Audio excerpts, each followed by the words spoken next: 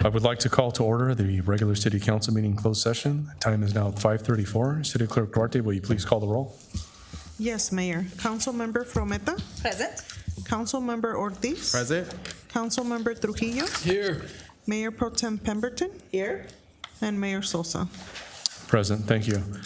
City Clerk Duarte, did we receive any written public comment regarding closed session items to be incorporated into the record? We have not, Mayor. Thank you.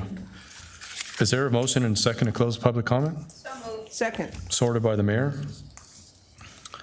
The city council will now recess to closed session under the following authorities. 1, Government Code Section 54956.95, liability claim, workers' compensation claim, claimant Salvatore Piscatelli, claim number 23-1748876, agency claimed against City of Downey. Number 2, Government Code Section 54957.6, conference with labor negotiator James McQueen, Director of Human Resources regarding direction for labor negotiations with Downey Firemen's Association, Downey Fire Management Association, and Downey Police Officers Association. Number 3, Government Code Sections 54956.9 D2 and E3, conference with legal counsel, anticipated litigation, significant exposure to litigation pursuant to the attached letter without exhibits from Matthew Jacobs, counsel for Dollar Tree Stores Incorporated, dated June 24th, 2025. Letter and exhibits are available for public inspection at the city clerk's office at 11111 Brookshire Avenue during normal city business hours.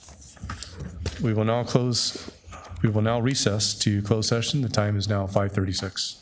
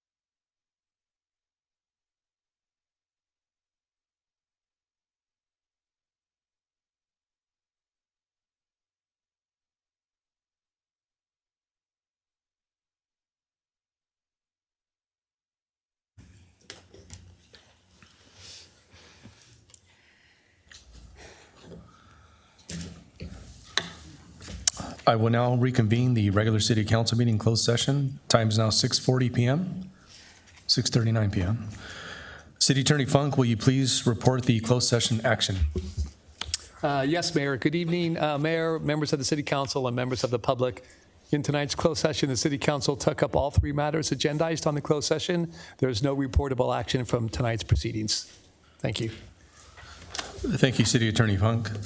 Before we begin the regular city council meeting open session, I would like to remind members of the audience that anyone wishing to speak during public comment must obtain a number card from the city clerk. If you did not obtain a number and wish to speak, please proceed to the back of the room and city staff will issue you a number card. Lining up during public comment will not be permitted, and each speaker should remain in their seat until their number is called. The time clock will begin when you begin your comments. Per the city's council meeting rules, and for fire safety regulations, all persons shall remain seated unless addressing the council or entering or leaving the chambers. Standing in the aisles or along the walls is prohibited. There is overflow seating available in the lobby. If there are no available seats in the chambers, please proceed to sit in the lobby. I will now call to order the regular city council meeting open session. The time is now 6:41. City Clerk Duarte, will you please call the roll? Yes, Mayor. Councilmember Frometa, Present. Councilmember Ortiz, Present. Councilmember Trujillo, Here. Mayor Pro Tem Pemberton, Present. and Mayor Sosa. Present. And now for the invocation, I will call up Pastor David Berry of the First Presbyterian Church. Please stand. Thank you, Mr. Mayor. I will need to leave this meeting immediately after the invocation to attend to some business at our church. I mean no disrespect to this council or to anyone who is gathered here tonight. I invite all those who would like to do so to please pray with me. God, most merciful and gracious, we praise and honor your holy name for the institution of human government. We thank you for your great blessing of allowing us to live in this particular time, in this particular place, the city of Downey. And we thank you for the privilege that we have of determining and ordering and governing our own affairs by exercising a vote and by appointing representatives to make wise decisions for us.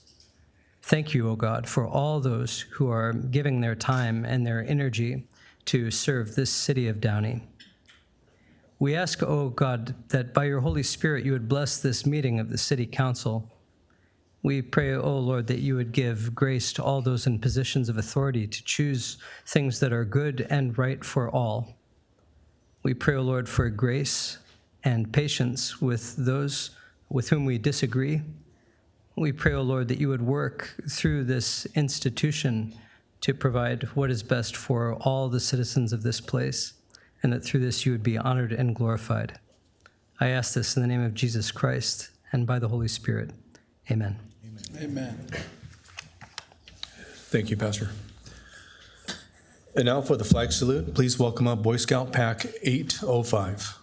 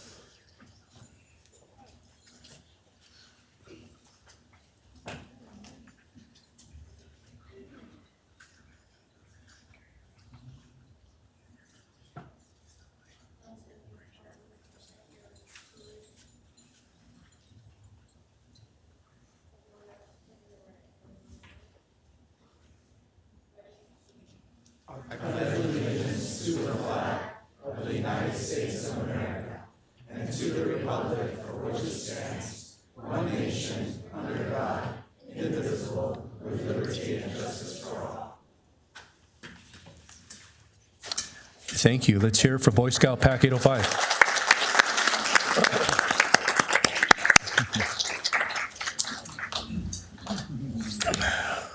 Thank you, young gentlemen. Now is the time for City Council member announcements, requests for future agenda items, conference and meeting reports. I will start to my left with Councilwoman Claudia Frometa. Thank you, Mayor. Good evening, everybody. It's nice to see you on this September month. It's hard to believe it is September and we're 3 months away from ending this year. Welcome to your City Council meeting, and welcome to those of you watching us on YouTube. I don't have a whole lot to report except to remind our residents that September is Disaster Preparedness Month, and we need to make sure that we are prepared at home for any disasters. I mentioned this last time we met. California is not a matter of if, but when it comes to earthquakes, and I encourage you to make sure that you have a safety kit, an emergency preparedness kit. Also, September is Suicide Prevention Month, and looking at the state of affairs across our country, it is important, if we know of someone that is in need of mental health resources, that we point them in the right direction. I know that, I don't know if we have, Vanya, we have going back to the disaster preparedness, we have an ongoing giveaway for our residents. Is that correct, for emergency preparedness this month? There is a giveaway going on, and our emergency preparedness manager will be discussing that shortly as part of the presentation later today. Excellent, excellent. Thank you. I see Rakti over there. I didn't see you. And this week, on September 11th, we will have a commemorative event in remembrance of September 11th. Please join us outside City Hall from 10 a.m. to 11. Also, we will be, for the first time, at the Downey Theater, we will be celebrating El Grito, and there will be some mariachi festival music that will be featured at the Downey Theater this Sunday, September 14th. Now, next Saturday, September 20th, is what we used to know as the International Food Festival, and that is the I Love Downey Festival. If you love Downey as much as we do, we invite you to come out and participate. Thank you for joining us tonight. I'll be the PSA right here. There you go. You'll be the PSA. Thank you, MPT. I do want to recognize a couple of people in the audience. My Planning Commissioner, Carrie Uva, thank you for joining us tonight. Michael Calvert, Executive Director of the Downey Chamber of Commerce, thank you for joining us. The Volunteer Extraordinaire Commissioner for Parks and Rec, Jeannie Wood, thank you for joining us. And the soon-to-be newly appointed commissioner is also here. Thank you for joining us. And that will be the end of my comments, Mayor. Just want to give a shout out to our police department and our fire department for continuing to keep our city safe. I know we've had some situations in the last couple of weeks, and again, with a growing city, there is no shortage of incidents and accidents. And I want to give a shout out to you, to your leadership, and to the men and women in uniform serving our community. Thank you. That will conclude my comments tonight. Thank you, Councilwoman Frometa, and Councilmember Horacio Ortiz. Thank you, Mayor. Good evening, everybody. Same thing. I don't have much to report, but I do want to jump on a comment that you made earlier, Claudia. I want to thank our police chief and our department. This last week, they did an operation for racing in our streets. You stopped about 85 vehicles, one that was going 95 on 40. So I know speeding has been a big issue in our community, so I just want to say thank you for that. We're being very proactive on that. So I just want to say thank you to our police chief and the whole department for that. I do want to give a little shout out. We do have a new restaurant and our very first Korean barbecue in Downey. It's called Let's Gogi, right? I went this past week. It's really good food, so I invite everybody to go and spend local. And with that, I conclude my comments for today. Thank you. Thank you, Councilmember Ortiz. Councilmember Trujillo. Thank you, Mr. Mayor. Let's see, the past 2 weeks, we had an opportunity to meet the Mayor Pro Tem and I as a theater subcommittee. Really want you to consider attending events at our theater. We have an upcoming free event, well, a couple of free events, the El Grito. Tickets are available for free. Just go to the box office, let them know you're a Downey resident, and you get up to 4. We also want to invite you to the Downey Symphony. They have their next show presentation October 11th. Downey has a symphony, and they will be playing Mozart, Beethoven, and Tchaikovsky. I hope I got that right. Tchaikovsky. So please support the symphony. Those are free. Consider taking your kids to the symphony. Dress up, maybe get a burger, and make an evening out of it. Show starts at 7 o'clock Saturday, October 11th. I had a chance to attend a Council of Governments. It's sort of like a subcommittee of various cities around us, and this one specifically for the 91, 605, and the 405. One of the highlights was the announcement of finally they're done expanding the off-ramps to the Cerritos Mall.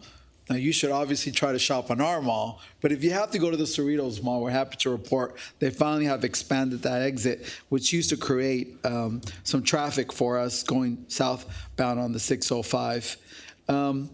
A reopening of a restaurant in town, Buena Mesa, formerly Verdugos.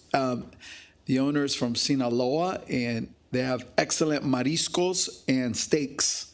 It's not Del Rey, but pretty good steaks at Buena Mesa here on Florence. Couple of items for the staff, if I could have a second. The Downey Landing has beautiful historic tiles, if you will, about our space history. And I know it's not our property technically, well, we have somebody who is in control of it, but we want to see if we can have those tiles cleaned up, maybe repaired. They are very beautiful mosaic tiles found throughout the landing. So I was hoping we could pay some attention to that. And I want to thank Diana from the, I forget if she's the Historic Society or what's the Conservancy for bringing that to our attention. So can I get a second on that? Second. Thank you. We recently had a tragic accident on Gallatin, and I believe that was east of Lakewood.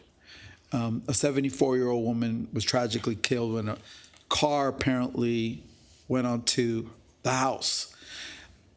It's been brought to my attention that there's been accidents there before. I'd like to see if maybe we should consider installing bollards, permanent bollards, to prevent cars from or prevent this from happening again. I don't know if I could get a second on that, just to look into it to see if it merits that expenditure to prevent future accidents. I mean, ballards outside the property?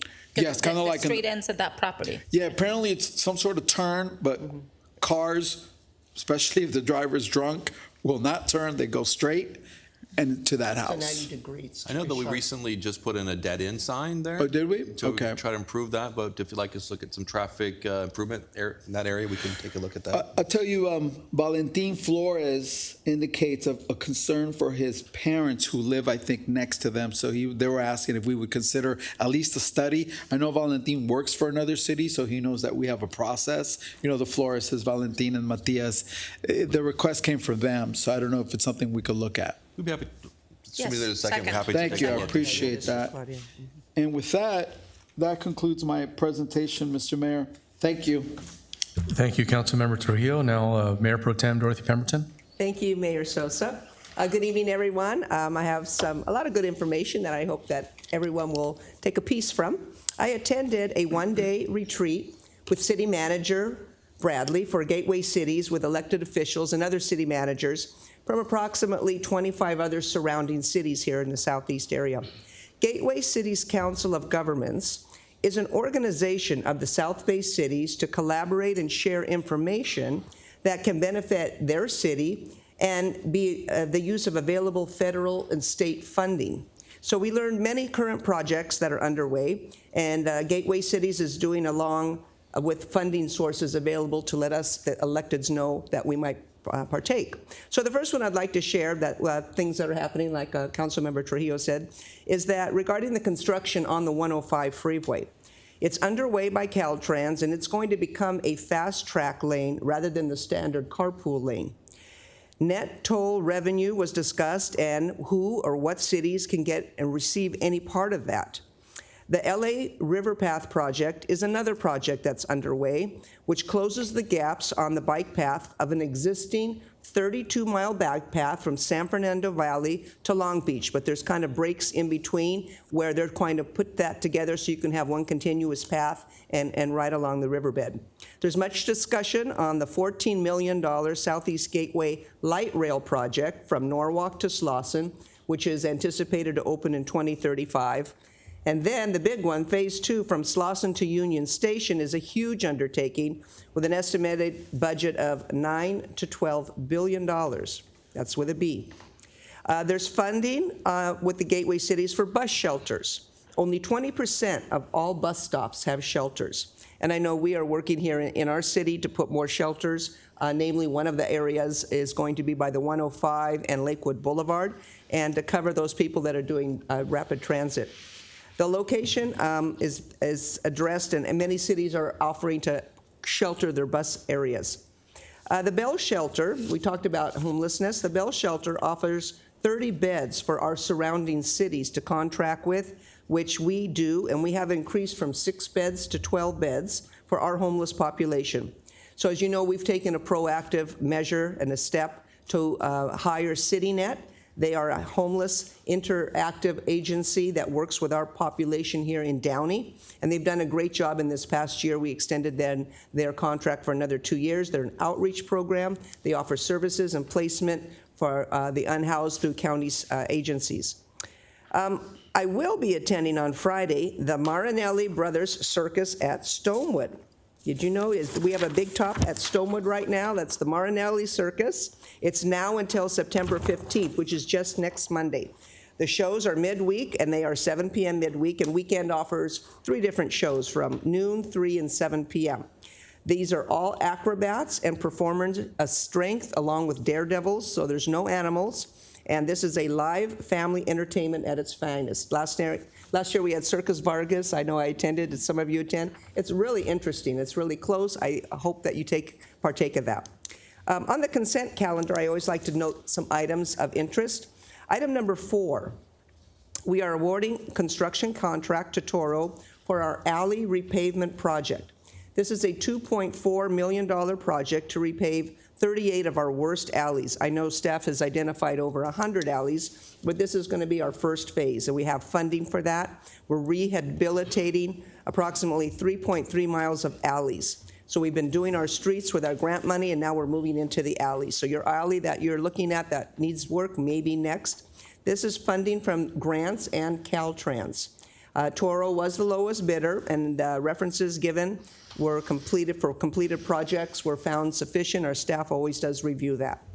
We are also approving a memorandum of understanding between the city and the school district to renew and expand the Downey One Card program.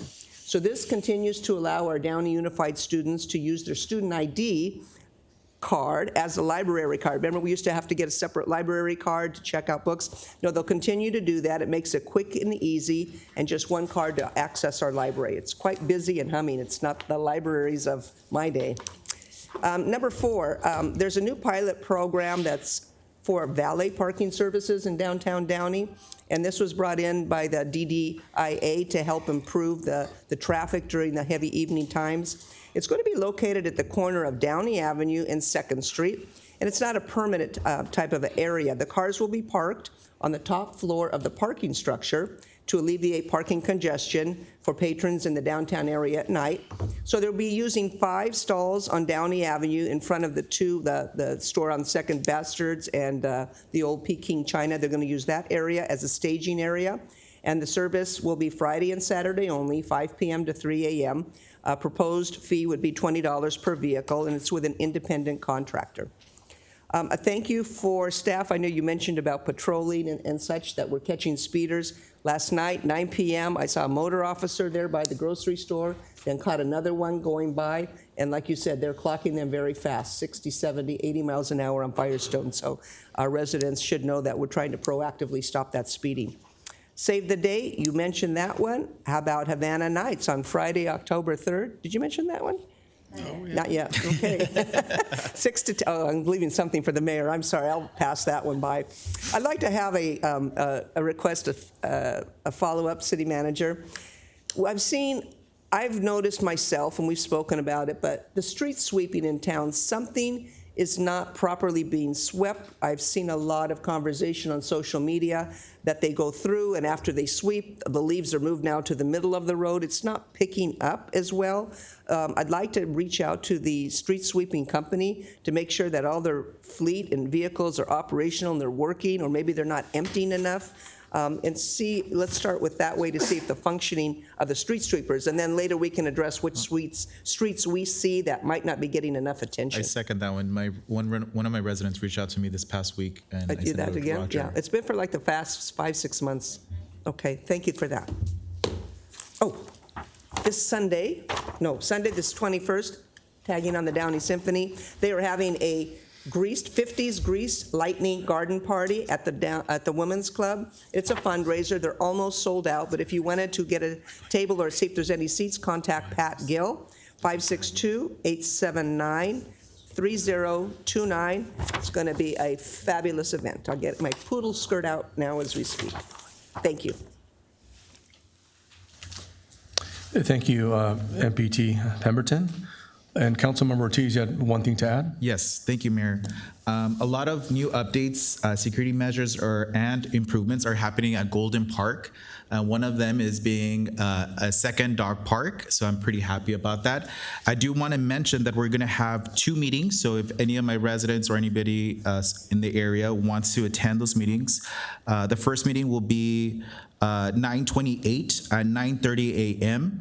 And the second meeting, which will be an evening meeting, will be October 1st, 6:30 to 8 o'clock. So I would appreciate if everybody does join us. I'll be there, and I'm sure Jason will be there to give some updates of what's happening at Golden Park. With that, I conclude my comments. Thank you, Councilmember Ortiz. Just actually a quick note on the valet services. That is on a 6-month trial basis. Yeah, okay. I did attend Coffee with a Cop this past week at Norm's. Another successful Coffee with a Cop, and thank you, Downey PD, for doing that. It's a great way for the public to interact at a pretty casual, pretty casual environment with our beloved police officers and police department. So also,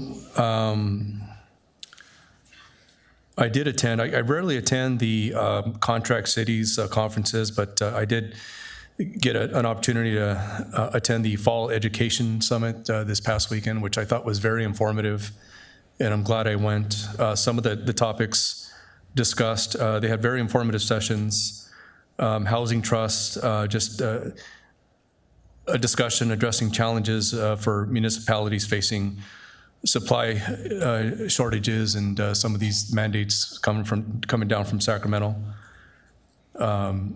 Also partnerships in public safety, and mainly towards the cities that have contracts with the LA Sheriff's Department. So we are fortunate to have our very own PD.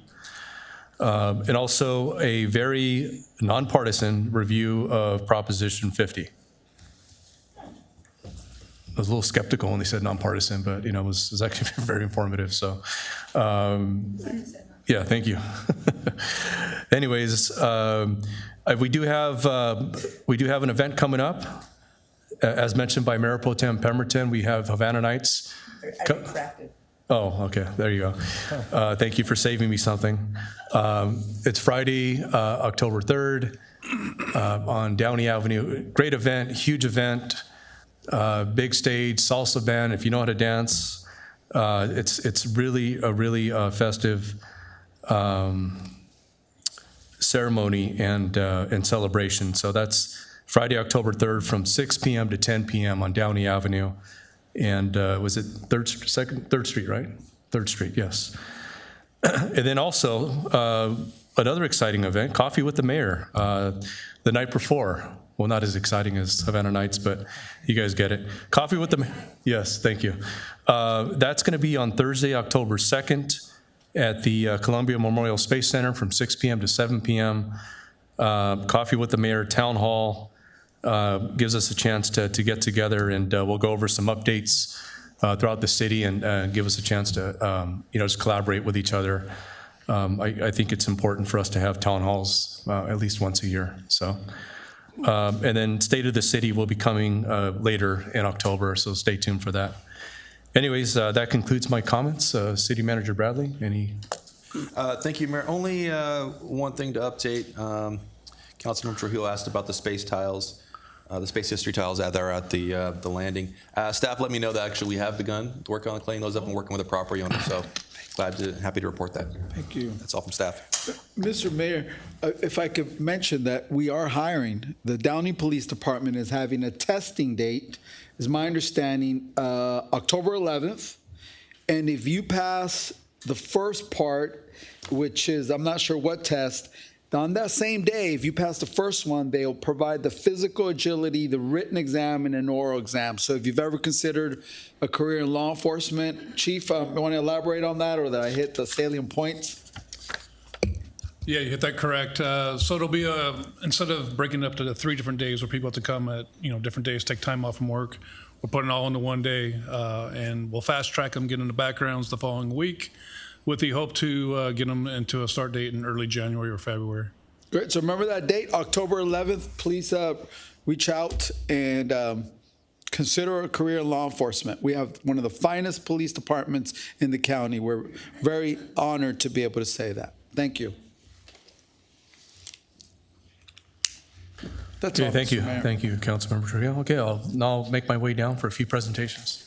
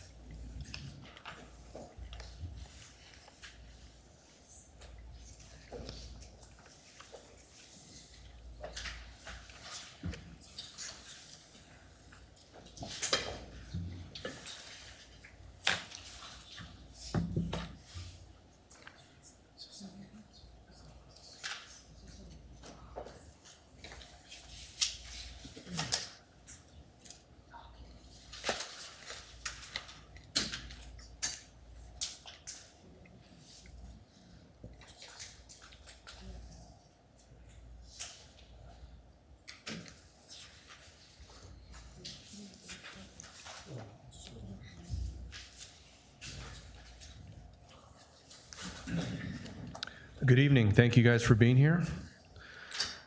We do have a few special presentations and recognitions. First one is for Georgianne Bruce, community citizen service leader. For over 30 years, Georgianne Bruce has been the heart of the Exchange Club Family Support Center in Downey. As executive director since its founding in 1991, she has dedicated her life to strengthening families, preventing child abuse, and supporting the most vulnerable in our community. Under her leadership, the center has provided vital parenting education and in-home support services to thousands of families. With programs endorsed by DCFS and the courts, her compassionate and professional approach has helped parents build safer, healthier homes and break cycles of abuse. Georgianne's decades of service reflect a lifelong commitment to child welfare and community healing. The center will be closing at the end of the year, and Georgianne will be retiring. I would like to take this opportunity to honor Georgianne's extraordinary contributions and present her with the Mayor's Outstanding Citizen Award. Please join me in welcoming Georgianne Bruce.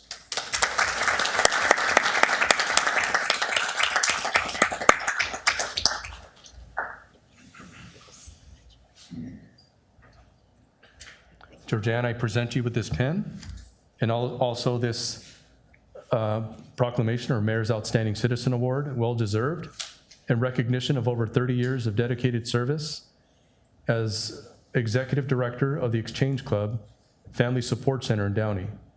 Through your compassionate leadership, you have strengthened families, prevented child abuse, and supported the most vulnerable.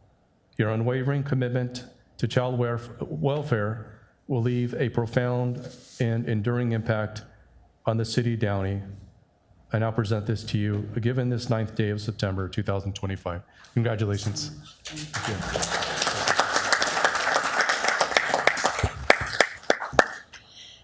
From the time I started in Downey, April 1991, I've embraced the city, and the city has embraced me, the center, the services that we've offered, and I couldn't be more grateful for the support through the city staff, council members, community volunteers, service clubs, so many donors and volunteers that have been able to support us and make us successful. So we appreciate the support, my staff and I, and I'm so humbled and appreciate this so much, but I'm so thankful for the literally thousands of families that we've touched in this community. Downey's become my second home. So thank you all of you, for your support over the years. Thank you.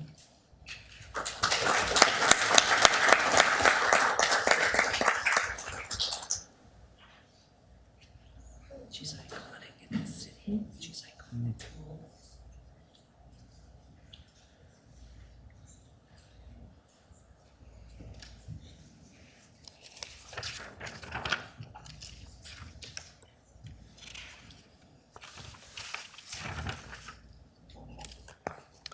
Okay, so this next recognition is for a trio for one organization by the name of Ángeles Sin Límites. In 2018, Erlinda Rodriguez, Maria Leonor Dimas, and Marisela Donate founded a Downey-based group called Ángeles Sin Límites. Ángeles Sin Límites is a group for families of children with intellectual and developmental disabilities. The group helps provide education, resources, and encouragement to Downey families facing challenges. The group holds monthly meetings and invites guest speakers. I got to attend the last meeting, which was very successful, very great, who guide, educate, and provide resources to the families with the goal of helping them understand their rights, receive access to appropriate services, and ensure their children have a better quality life with dignity and inclusion. With all three founders have faced their own personal experiences with having children with a disability, they have worked tirelessly to support other families facing similar issues and empowering them to be a voice for their children. I would like to take this opportunity to acknowledge the founders of Ángeles Sin Límites for their commitment and effort, and thank them for their exceptional contributions to the Downey community.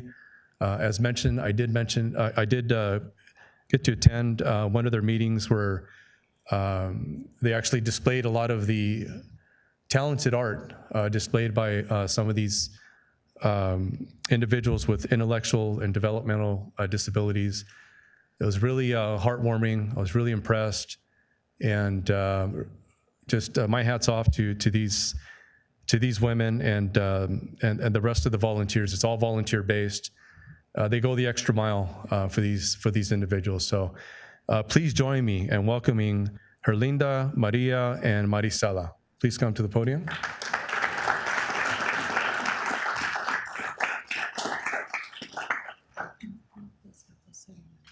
Oh.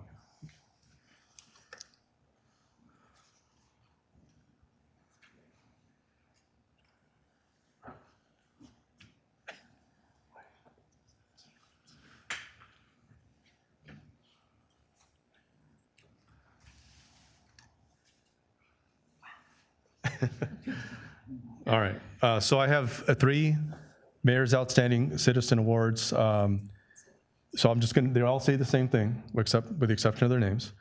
In recognition of your outstanding leadership and lifelong commitment to supporting families of children with special needs in the Downey community, and as the general coordinator and founder of Ángeles Sin Límites, through your tireless efforts, you have empowered families of children with disabilities by guiding them towards vital services education, and advocacy.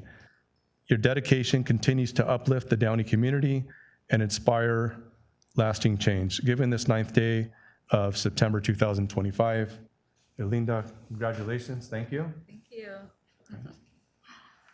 Maria? Thank you. And Maricela? Thank you. Thank you.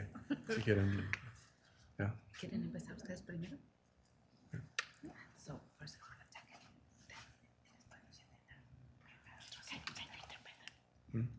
Oh, no, I can't. No, en español está bien. Sí. Bueno, pues buenas tardes. Mi nombre es Marisela Donate y pues este reconocimiento lo quiero compartir con mi familia que está aquí presente. Y pues esto me motiva a continuar adelante para apoyar a las personas, a las familias que tienen hijos con necesidades especiales. Es un honor y orgullo de estar aquí con las compañeras, de ser parte del grupo. Y pues le doy gracias a Dios por dar la oportunidad de estar aquí con ustedes. Gracias a todos los que hicieron posible este reconocimiento.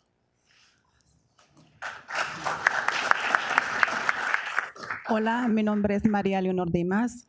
Pues hay que darle gracias a Dios por este día más, de estar acá con ustedes. Es muy importante tener Dios en nuestro corazón. Gracias a todos aquí, cada uno de ustedes, a Héctor Sosa por la oportunidad de darnos este reconocimiento tan importante que nos motiva a nosotros como mamás a seguir adelante, apoyando a las familias con personas con necesidades especiales.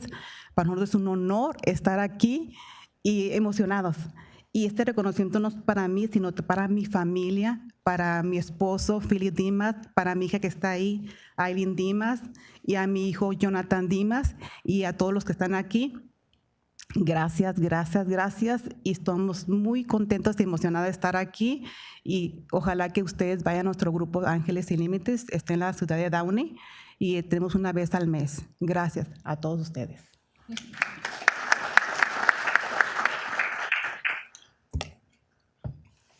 Thank you.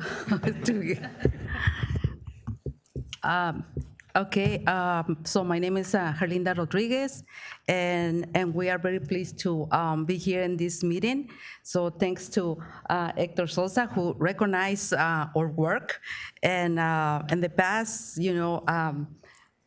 Trujillo has been with us, the police department were with us in the meeting that Héctor Sosa went to our meeting. So we are meeting monthly in Barbara Riley. So this place is a pretty good place for families in Downey. So we inviting all the families who has somebody with any special need.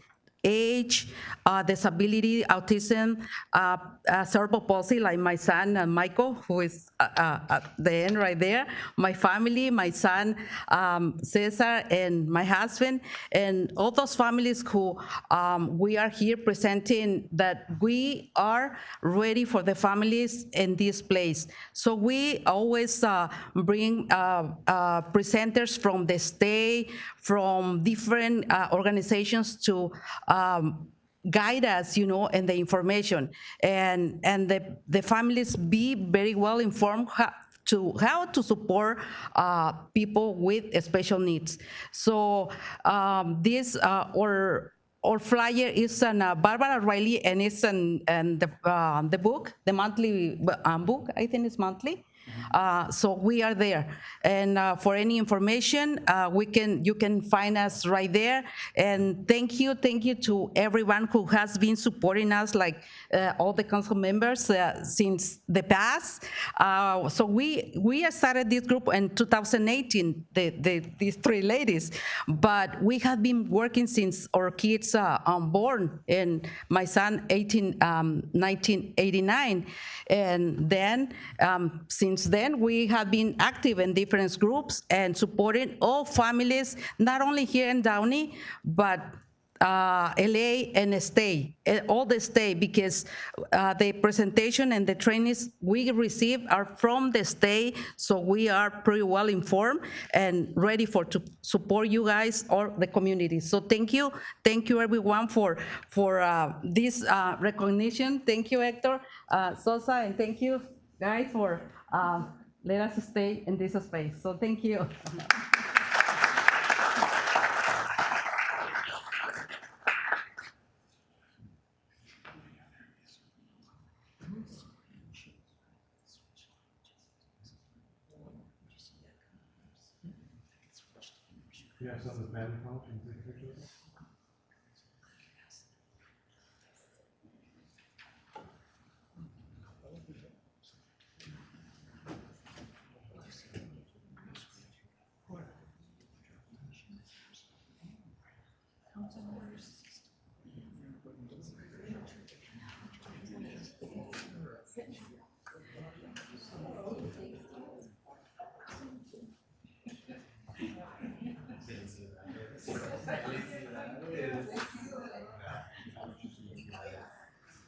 What's your name?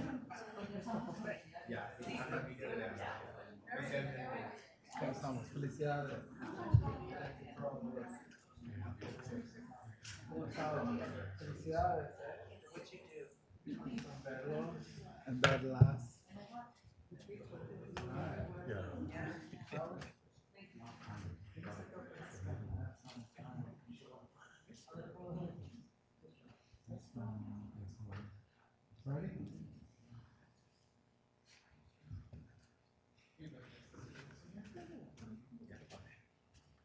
I can find the window.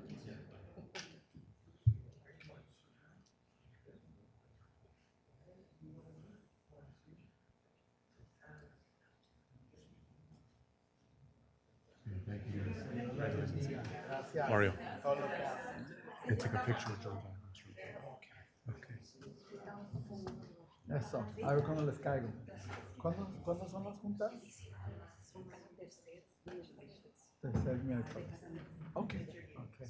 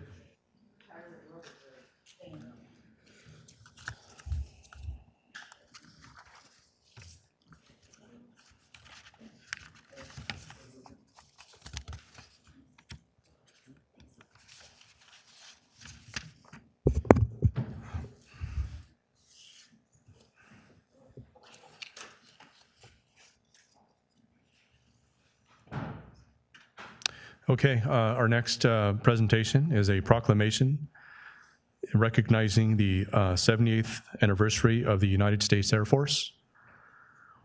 The United States Air Force was officially established on September 18th, 1947, as a separate branch of the U.S. military.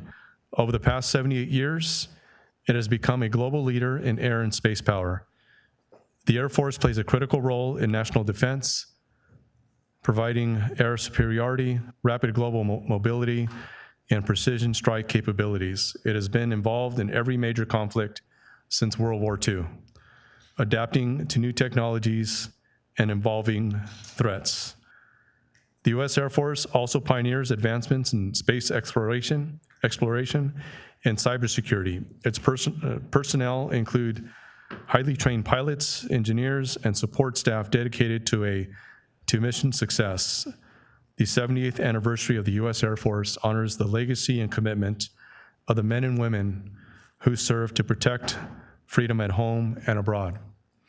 Tonight's proclamation honoring the 78th anniversary of the U.S. Air Force is being presented to Kim Kirk, a dedicated service member of the United States Air Force. With 19 years of service, Kim has built a distinguished career within the security forces, exemplifying leadership, professionalism, and commitment. Having joined the Air Force in 2006 and served in various capacities, including active duty, active guard reserve, and currently as a traditional reservist, Kim is a squad leader with the 452nd Security Forces Squadron at the March Air Force Reserve Base, where she leads training and security operations to ensure mission readiness. Throughout Kim's career, she has held key roles such as patrolman, desk sergeant, fight armor, and flight chief, and spent 6 years as a weapons instructor in the Combat Arms Section. Her deployments include supporting security teams and managing critical safety operations. Kim's service reflects the Air Force core values of integrity, service, and excellence, embodying the spirit, commitment, leadership, and sacrifice that defines all airmen. Please join me in welcoming Kim Kirk.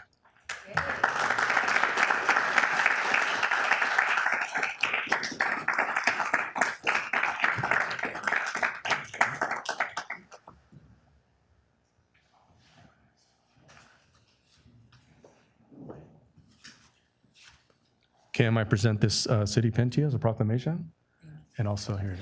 Thank you. And this proclamation by the City of Downey, given the 78th birthday of the United States Air Force, whereas on September 18th, 1947, the United States Air Force was created by our country's leaders to defend our nation. And for 78 years, the U.S. Air Force has answered the call of duty in times of war and peace to preserve democracy both at home and abroad. More than 310,000 active duty service members, 103,000 members of the Air National Guard, 66,000 members of the Air Force Reserve Command, and 178,000 civilian personnel are dedicated to making the United States Air Force as one of the most powerful and technology advanced military branches in the world. Also, the Commonwealth is home to more than 15,800 Air Force airmen and their families. And these service members and civilian workers support our national security and protect our freedoms at Joint Base Langley, Eustis, the Pentagon, and other locations. And on this day, we celebrate the continued strength, professionalism, and endurance of the United States Air Force. Now, therefore, I, Hector Sosa, Mayor of the City of Downey, do hereby recognize September 18th, 2025 as the 78th birthday of the United States Air Force on behalf of the people of Downey, United States Air Force, and to the dedicated service members who have served in over the 78 years it has been in existence. So I present this to you now. Thank you, Kim. Thank you.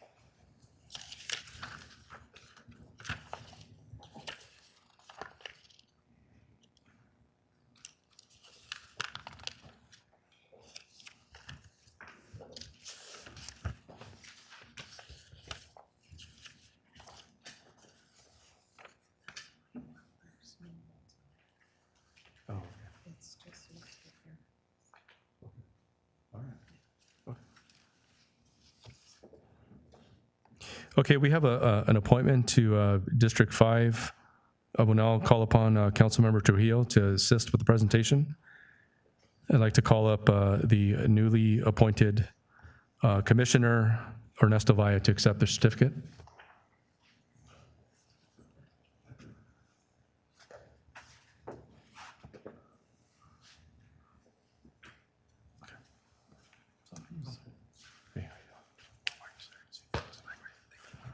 All right, I'll now present this city pin to Ernesto Valle. Thank you. Okay. And this certificate is issued in recognition of participation and as an expression of appreciation by the City Council on behalf of the citizens of Downey, given this 9th day of September 2025, signed by all of us. And of course, it was Councilmember Trujillo who appointed you. So. Good luck, sir. Thank you. Thank you so much. All right. Thank you so much. Let's take a picture. Let's take a picture. Oh, okay.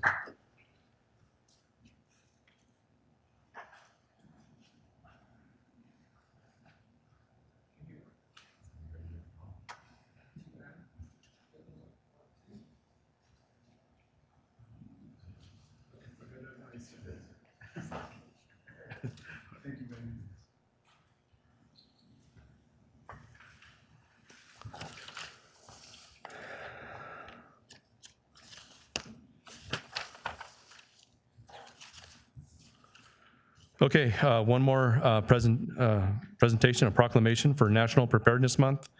September 2025 is proclaimed as National Preparedness Month in the City of Downey, aligning with the national campaign.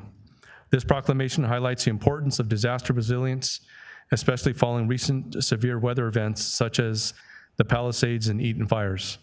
As part of the city's preparedness efforts, the Downey Fire Department's Emergency Management Office will distribute Go Kits and offer CPR, AED, and first aid training, along with preparedness seminars for city staff. I urge all residents and organizations and community groups to take a step forward toward emergency readiness to ensure Downey remains strong and resilient in the face of future challenges.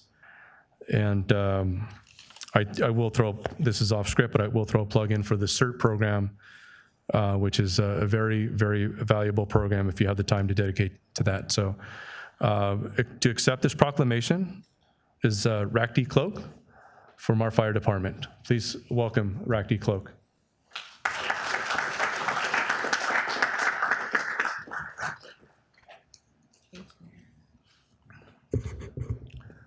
Rakti, I present this proclamation to you. Thank you for accepting National Preparedness Month. National Preparedness Month, occurring annually in September, creates an ideal opportunity for every resident of Downey to join citizens across the United States in preparing their homes, businesses, and communities for any type of emergency, including natural, technological, and human-caused. And preparedness ensures that individuals and families are equipped with knowledge, resources, and plans needed to effectively respond to and recover from unexpected emergencies and disasters. And as part of National Preparedness Month, the Downey Fire Department's Emergency Management Office will distribute, I've already said that.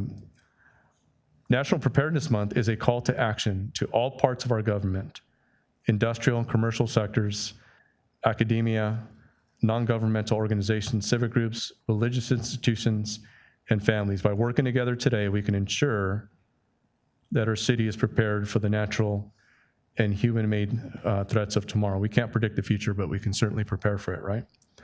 Now, therefore, I, Hector Sosa, Mayor of the City of Downey, do hereby proclaim September 2025 as National Preparedness Month, and I encourage all residents to acknowledge or recognize the importance of preparedness and work together to enhance our resilience and readiness. So I present this to you.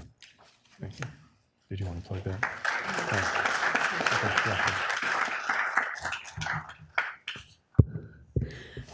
Good evening, everybody. Thank you so much for allowing me just a few minutes here to just recognize National Preparedness Month. As the mayor mentioned, we've already experienced major fires early in the year. This year marks 24 years since September 11th.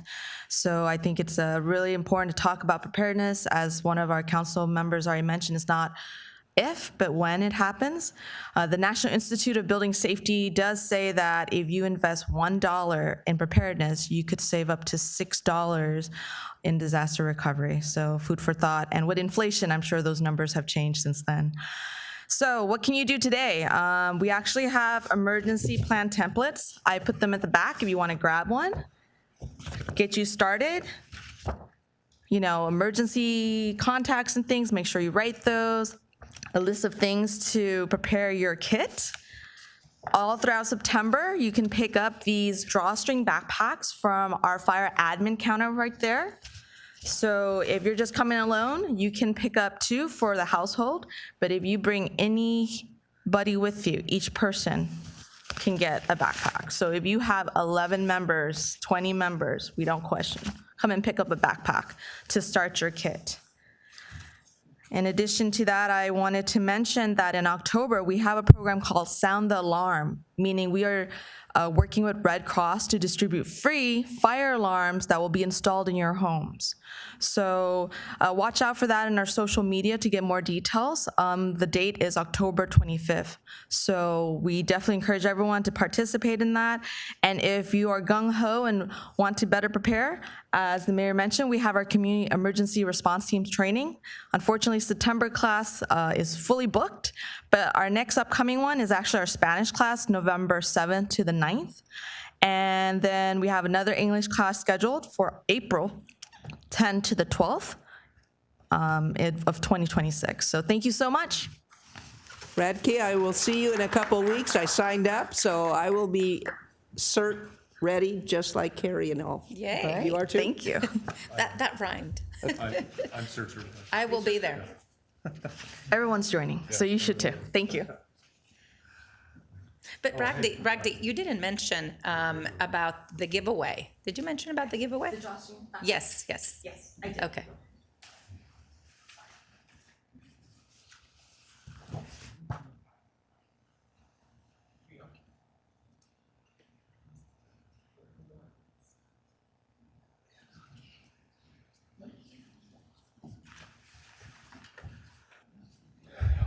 Okay, that concludes the presentations. Thank you.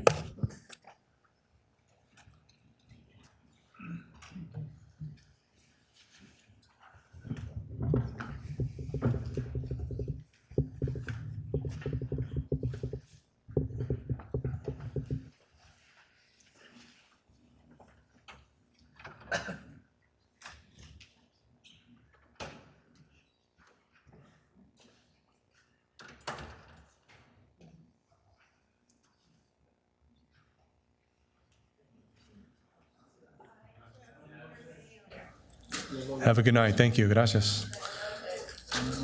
You were the most interesting part of this meeting. There you go.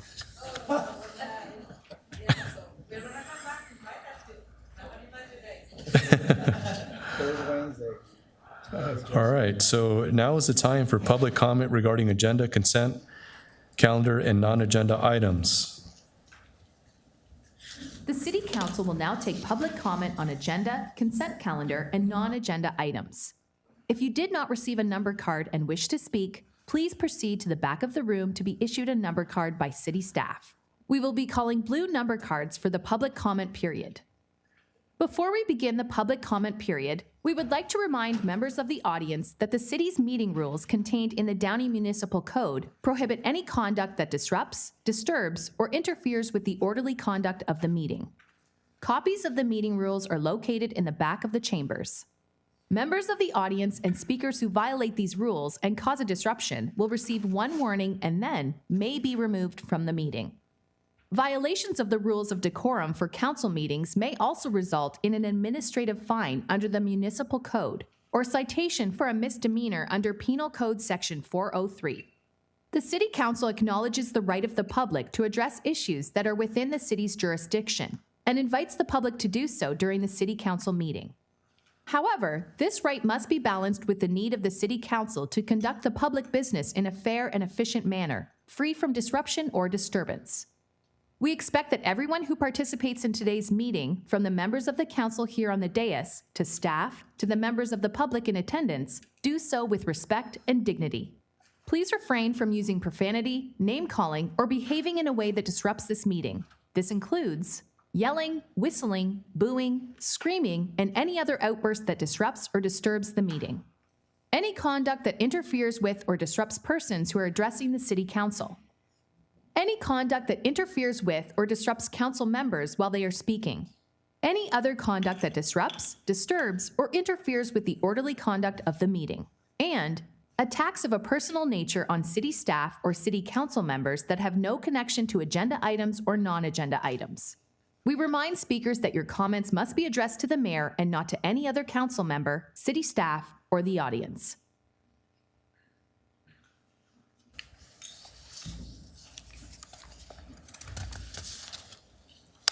City Clerk Duarte, did we receive any written public comment to be incorporated into the record? Mayor, we received one public comment email from Michael Washek with the subject line reading public comment immigration. However, the body of the email was blank. Thank you. That is all. Is there a thank you. Is there a motion and a second to receive and file written public comment? So moved. Second. Please vote.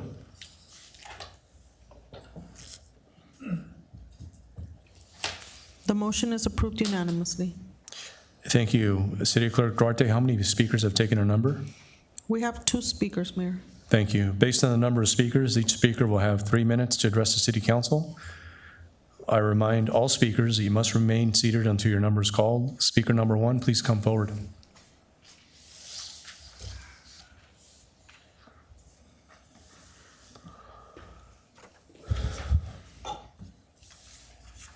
Good evening. Good evening. Number 1, fresh out of the gate. Still a little nervous and shy, but I'll get over it, I think. I'm getting a little bit better.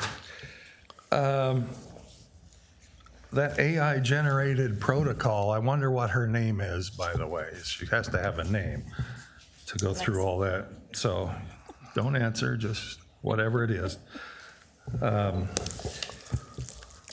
I would like to comment that the council needs to change direction rapidly. I've been saying this for 2 years, but previous councils and this council have decided to go headlong to hard left, progressive, big government tax and spend liberalism, which is destroying the state, it's destroying the county, and it's destroying the city.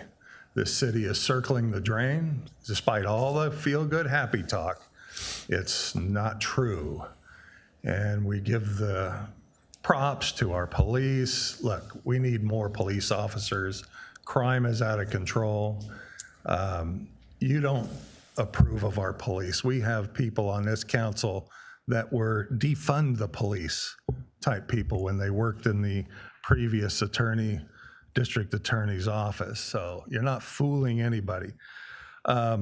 We don't expect you to run anything properly and orderly. And another example that is going on right now that is indicative of that is what has gone on Downey Avenue with eliminating one lane and making it one lane in each direction with a middle lane that is open and a bike lane.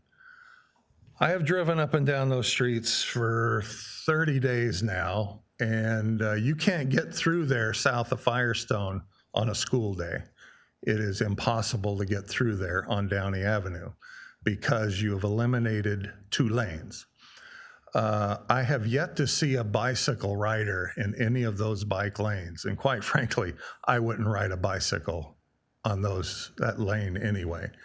Because what has happened now, whoever designed this did a terrible job and did not anticipate the problems that are coming of making the middle lane a passing lane in both directions. I've seen about 3 close to head-on collisions now because people using that as a passing lane. Whoever designed this did a very, very poor job, and it was not thought out, it wasn't thought through, and this is indicative of what's going on in the city. So lower our taxes and we'll shop in Downey. Otherwise, people aren't going to shop in Downey. Thank you. Thank you. Speaker number 2, please come forward.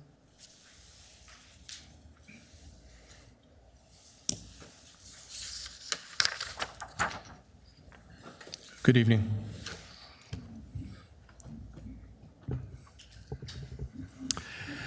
Good evening, Mayor Sosa, members of the City Council, Mr. Bradley, and staff.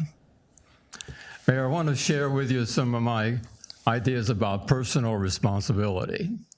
I live in a country, the United States of America, and I'm subject to the laws of the country as well as the state of California. If I go out and violate one of those laws and I get caught, I know I have personal responsibility, whatever the consequences will be. So let me jump over to a hot topic item, immigration. If I entered this country illegally, I may not have realized it, but I'm taking on the responsibility in the future, if I have a family, a wonderful job, etc., that if I am caught because I am an illegal person, I should assume the personal responsibility, which is on me and nobody else. Now, what has happened recently? It's a tragedy. Families are being thrown apart. Mothers and fathers are going away, or whatever. It's terrible. But what needs to change is the laws in our state and our federal government. And Congress has the ability to change those laws, but they haven't had the gonads to do so. This ends my comments, Mr. Mayor. Thank you. Is there a motion and second So to moved. Second? close public comment? It's ordered by the mayor. Now is the time for consent calendar items. Are there any council members that would like to remove or abstain from an item? Yes, Mr. Mayor, I need to recuse and abstain from item number 10. I also have to abstain from item number 4.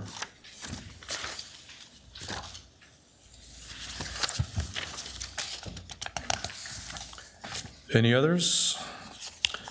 Is there a motion and a second to approve the consent calendar? Move to approve. Second. Please vote.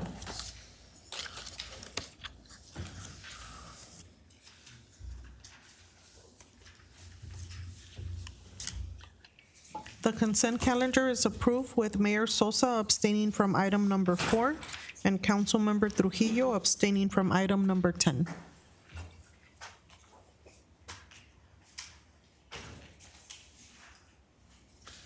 Thank you. Now is the time for administrative reports. There are 2 reports this evening. Item number 11, discussion regarding a cat spay and neuter rebate program. That the City Council, 1, discuss a cat spay and neuter rebate program and provide staff with direction on the creation of such program within the city. And 2, if approved, appropriate up to $20,000 from the general fund balance to implement a cat spay and neuter rebate program. City Manager Bradley, is there a staff report for item number 11? Yes, Mayor, thank you. We have our Assistant to the City Manager, Montenegro, who will provide the presentation. Good evening. Good evening, Mayor Sosa and members of the City Council. So I'm here this evening to speak regarding a proposed cat spay and neuter rebate program. The goal of the program is to help keep Downey's pet community healthy and safe, as well as encourage responsible pet ownership. So first, I'm just going to talk about some of the benefits of the spay and neuter programs. So spaying and neutering pets offers numerous benefits for animals, their owners, and the community at large. These procedures are important for preventing unplanned or unwanted litters, which help combat pet overpopulation. Spaying and neutering cats not only helps reduce the number of stray cats, but also helps address the other concerns, including injury, disease, and starvation. Further studies have also shown that spayed and neutered cats actually tend to live longer and healthier lives. So in an effort to help deter cat overpopulation in the city, Mayor Pro Tem Pemberton requested a proposal for the creation of a cat spay and neuter rebate program to assist residents with veterinary costs associated with these procedures. So city staff conducted research on cat spay and neuter rebate programs in other surrounding cities as directed by the council during the budget workshop held in June of this year. Staff reached out to cities of Santa Fe Springs, Paramount, Norwalk, and Bell Gardens, and developed the following proposed program based on the information gathered. So the proposed program will provide one-time rebates of up to $200 maximum for residents to help with the cost of spay and neuter procedures for their household cats. In addition to household cats, Mayor Pro Tem Pemberton is asking the council to consider expanding the service to include feral and stray cats, which are also known as community cats. So by definition, just for your reference, stray cats are those who were once owned, who may now be lost and are used to being around people. Feral cats are born in the wild and are typically unsocialized to people. So therefore, community cats is a term used to describe both stray and feral cats. So based on the conversations with other cities who have similar programs, there are some challenges that I just wanted to share regarding what they said about including feral cats. They specifically stated that their programs only covered household cats due to some of the following reasons. For example, residents attempting to pick up feral and stray cats from the street to apply for the program, which has led to exhausting the funds fairly quickly. Individuals attempting to spay or neuter a cat that may be perceived to be stray but does in fact have an owner, creating liability issues. Stray and feral cats do not necessarily have owners, and most people are less likely to take them into their home, adopt them, and then apply for the program. Programs are not intended to encourage residents to go out looking for feral cats that could potentially be sick and carry diseases. And speaking with SIACA staff recently, they also discouraged this for liability reasons as well. And then lastly, most animal hospitals and vet clinics only perform spay and neuter procedures to animals that have proper vaccinations. Typically, community cats aren't vaccinated. So this is a proposed eligibility criteria for the program. Council may wish to expand on this criteria based on its preferences. The attached application, I just want to note, it is a draft for your consideration. So if you have any recommendations or changes, that would be up to the council to consider. So basic eligibility has to be Downey resident. The procedure, spay or neuter procedure, must be performed within 60 days of the application date. The procedure must be performed at a licensed animal hospital or vet clinic by a licensed vet. Applicant must provide an itemized receipt from the facility where the spay and neuter procedure was performed. Applicant will be responsible for any cost in excess of the $200 rebate. Rebates are limited to one spay or neuter procedure per household. The rebate will not cover any additional costs that are associated with the spay and neuter procedure. And the household cat must reside at the address provided by the applicant. Obviously, this would not apply if the council decides to include community cats in the program. I also do want to note that we are providing a copy of the pet license as one of the eligibility criteria, as this only pertains to dogs per our Downey Municipal Code. So the cat and spay neuter program will be offered on a first come, first served basis to residents. Rebates will be available until the program is expended. Applications will be available at City Hall, hard copy, as well as on the city's website. Once received, the applications will be reviewed, and a typical turnaround would be approximately 30 days from the date of submission of the application, if not sooner. And then obviously, if the program is approved, city staff will work with the city's public information team to advertise and launch by October 1st. So tonight we are asking the council to discuss and provide direction to staff regarding this program and appropriate up to $20,000 from the general fund reserve balance. In preparation for tonight's presentation, we did speak with SIACA staff to go over the proposed program. And this concludes my presentation. I'm happy to answer any questions you may have. Thank you, Judy. I appreciate that information. Do any council members have any questions or comments? Well, let me start because I've done quite a bit of research, and I'd like to give a lot of information on the back of this because I've spoken with people that do this. I've gone to shelters. I have been appointed the commissioner for SIACA this year. I know our council member Frometa was for a number of years. So I was learning of a lot of different programs. I mean, I want to start with saying we have an epidemic of overpopulation of cats. And every neighborhood has been complaining for years of this. We also have an increase of coyote population. And coyotes are coming for food. And I don't have to say any more of where the food source is. So I think that if we start to implement it, we may also be reducing the coyote population that we have in town, but we're also stopping the population of our cats, especially our community cats. I learned when I joined onto the board about the Big Meow and Big Woof program that SIACA had. So the Big Woof, of course, is for the dogs. In 2020, the pandemic had put a freeze on program funding. Spain was about 115, neutering about 100. The Big Woof program is operating now, but there's no spay or neutering for cats. The programs to neuter dogs are free and partnerships, and there's mobile vans, and so there's a lot of options for those dogs, and you don't see a lot of dogs roaming the city free like cats because dogs are humane societies pick up the dogs because they could be a threat to humans, unlike cats. People keep asking, why aren't cats picked up? You bring in a stray cat. Over the years, states all agree, or humane societies agree, that they are free roaming animals. They're not a threat to individuals, and so they don't take them in. And that's why SIACA only intakes injured animals, kittens under 8 weeks, but other cats, there's no source for people to do. They rely on trap and neutering organizations. Spoke with someone recently. She does about 15, picks up 15 cats, and they have to take it to Fix Nation in Simi Valley. That's a drive. That's a drive to get free spaying and neutering. 10 to 15 cats. She's been working in Downey for years. She's done hundreds in Downey, but we still have that problem. People want to get these cats fixed, but financially there's no resource. So the Big Meow program, when it was operational, they had approximately $25,000 in grant money, and they had run out. Pre-surgery exams could be up to $40. This was their program.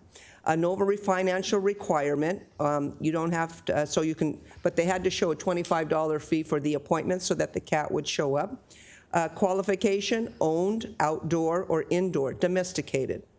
The age range 4 months to 4 years, and they limited 2 cats per household. And that would also include microchips, rabies, and basic vaccines. So you've mentioned, they mentioned that surrounding cities have their own programs in place. And it's all due to the feral cat population that they are coming out with it. This chart that was prepared by the staff, thank you very much, it's nice and detailed. And they all talk about city receiving calls, numerous calls of feral cats. What can we do? You know, we had a homeless population. We contracted with the service CityNet.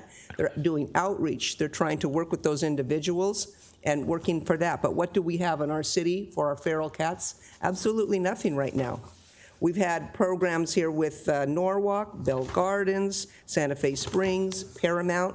They all allocated funds, but they had some limits on the type of cat to bring in that I don't want to see limited to. Some cities did not limit it to just domestic cats.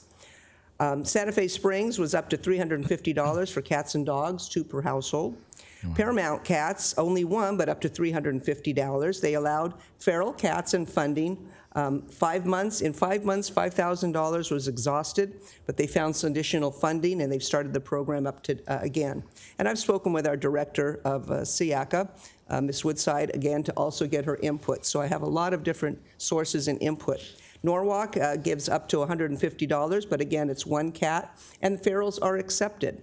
And Bell Gardens, too, up to $150, 2 domestic, but they have a restriction on income. I'm not seeing that we should have a restriction on income. So I'm requesting that Downey start their long overdue program to reduce our epidemic of an overpopulation of cats in the community with unwanted and feral and community cats. Sometimes you have a community cat that's friendly, but it's not necessarily in someone's house. Be it male or female, that cat will can produce kittens, be it the male or the female, and it's a perpetual problem. I don't want to restrict residents to just one cat. As TNR organizations here in town, they will do the legwork to reduce our cat overpopulation. They will find a clinic, or individuals as well, a veterinary. They can go to their own veterinarian and have this done, and then get the reimbursement here through the city with the proper paperwork with what you have shown. Hoping maybe in the future to partner with a spay and neuter mobile van nonprofit called Helen Sanders Cat Paws, and it's headquartered in Seal Beach. And I can look into that as well. So with some of the information you have presented to all my colleagues, I would remove a one-time rebate up to $200 for residents. I would also add household cats and community cats, because that's our problem. That's our problem that's in the streets right now. The domestic cats, people that have them in their house, indoor, around their yard, they're not causing the cat overpopulation. As you mentioned, you're using the non-social or community language. As you mentioned, there's no pet license that's needed. It also should be handled, the performing of the spaying or neutering should be handled by a licensed hospital, as mentioned, but also by a licensed veterinarian. And again, mainly I want to discuss removing the limitations to one procedure per household. This opens the doors to people attempting to get them spaying and neutering to stop the problem. We don't know if it's going to run out or have a lot of people, just like our doorbell and our camera situation right now. We have a few, but we haven't exhausted those funds as well. So again, I want to extend this. I have some suggestions here on the chart itself. But to open it up for people to bring in feral, if they've trapped a cat, they can go to the veterinary and have that feral community cat spayed and neutered. It's the only way we're going to attack this problem in town. Other cities have a program, we don't, and I think it's the best way to start right now because people are looking for answers. You can go on social media. I know Councilman Ortiz in your district, they're reaching out, what do we do? SIACA cannot take a roaming cat. Otherwise, if it is injured or hurt, it would be euthanized for the humanity's sake of that. Other than that, it's up to us to try to do this. Long Beach has a great TNR organization with something. I went to there, and they have a great organization where they partner with and release and have community cats coming in, and that's how they're spaying and neutering, stopping this overpopulation. So thank you, Mayor Pro Tem. I have a couple of questions. I do agree with you. There is a significant problem that we have. But I also, I'm wondering a couple of things. As one of the core cities that started this boutique animal control organization, SIACA, I think over the last year, our contribution, and of course our contributions as cities are directly tied to our population. And so I think our contribution, we had not had such a significant contribution up until this last fiscal year. So we went from, I believe, 900,000 to about 1,000,001. And so we have a core group of cities that began SIACA. And over the course of the last several years, there's been additional number of cities that have contracted SIACA services. So I think there's a couple of things that I want to bring up. One, while I do believe we need to do something about this, I also want to know how is it that SIACA does not have the funding to provide for its core cities to deal with this problem? Because to your point, they have the big woof and they used to have the big meow. And I want to know, what stats do we have regarding the number of Downey residents, specifically Downey, that have requested spay or neuter services for cats? I think that's important to point out because we need to know before we vote on a pilot program for 20,000. And again, it's 200, a rebate up to 200 per spay or neuter. That would be 100 cats. But what is the need What has been the need? I know we're looking at the pilot program that we did for the security, the ring cameras.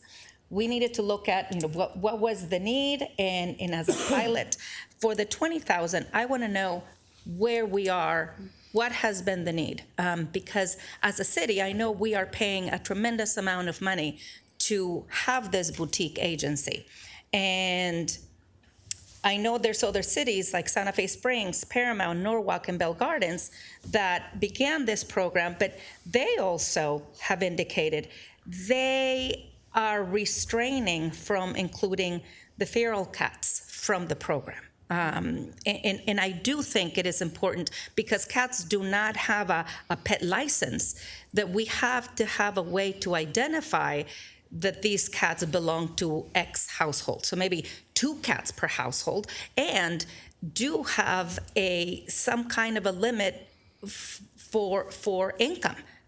We've got to have some income verification. If you want to have pets, you've got to be able to be responsible and have income verification on your personal income? No, that an income threshold, so that So you're limiting it to two. You're saying limit the number of cats. To limit to 2. But anyway, I think my first question is, what are the stats? Did we get from SIACA the number of Downey residents over the last year that have requested this? No, SIACA has not provided that information, but I believe our Assistant City Manager has some comments regarding some of the inquiries. Yeah, so we did follow up with SIACA with that information, exactly as Judy has mentioned. They don't have any data of any individual specifically coming from Downey requesting this. They've said overall there has been interest in the Big Meow program returning, and those are kind of those inquiries that they received, but not specifically for Downey. There's no data tracking. When we reached out to the other cities to see what was the reason for the development of their programs, they said they were receiving multiple phone calls and emails from residents requesting that a program be created within the city. Looking internally to see what requests we have received, we haven't received any phone calls. Regards to email, we did look in the last year, and we did see about 4 emails come through to the city council inquiring about a program or just how we were handling the cat population. And there has been some comments on social media, as mentioned previously by Mayor Pro Tem Pepperton. I do want to mention also, going back to the Big Meow program, so SIACA did mention that program to us. It is currently on hold because they were dependent on grant funding. Right now, they don't have that funding. So when we asked them for their last data point, it was in 2023. So that program, they spayed and neutered about, 225 cats, and of those, 47 were from Downey. So that would be the only data point that they could provide to us about possible interest in the program, but outside of that, there is no other data available. So the 225 cats, that was just that 2023 year? 47 so about 21%, and that is for the entire JPA, was 225. Okay. Well, certainly there is a need. There's no 25% question. right there. Yeah, there's no question about that. Absolutely. I think that 2 per household would be. I would be agreeable to 2 per household. I'm not certain that I would want to include the feral cats and encourage the community to go out there looking for those. Although community cats, you don't know where this cat is coming from, but encourage the community to go out there and get them to get them spay and neuter. I'm not sure that I would be We willing. have the organizations, we have people that have been doing it. Again, this is to focus on our epidemic in Downey of extensive, excessive cats that are repopulating, kittens that are repopulating. Having a responsible owner take your 2 cats is not going to solve this problem. How do we solve that problem? How do we get the population of the animals down? Well, we all agree, spaying and neutering. And other cities are doing it as well. Again, we may be able to get the Big Meow started and we can find some funding. But, you've sat on that commission for a number of years. You should, know what's been happening in the past, which hasn't been much. But right now, this is to start something. You know, as you mentioned, it can be a pilot, but it's letting our residents know, go on social media. You can go on any social media site, Community Corner, help us, help us, help us. And we haven't been able to help them. And that's what I'm trying to do right now. They may not, we may exhaust that amount, but we may not. I can't see that we exhaust it, but we allow the people who are doing the legwork and the footwork, trying to stop this population and get them fixed to do it, and with a resource of funding. I think that's not asking very much. And I think appropriating, half of the 20,000, I think 10,000 for a pilot program to see what the need is, it's the right start, I think. Colleagues, any other comments? I do have a question on some of the items that were mentioned. So the first one I have is, I do agree with my colleagues, the one cat per household. I mean, I had 2 at one point, and I'm not going to mention how many my mom has, but I think we should not limit to 1. I think I would prefer a little higher. I would say maybe 3 or 4. My other question is, it says right here, spay or neuter procedure must be performed within the 60 days of application date. So you're suggesting that the owner of the cat must submit an application before the procedure? No, so just like the home security rebate program, we ask that they submit the application within 60 days of purchase.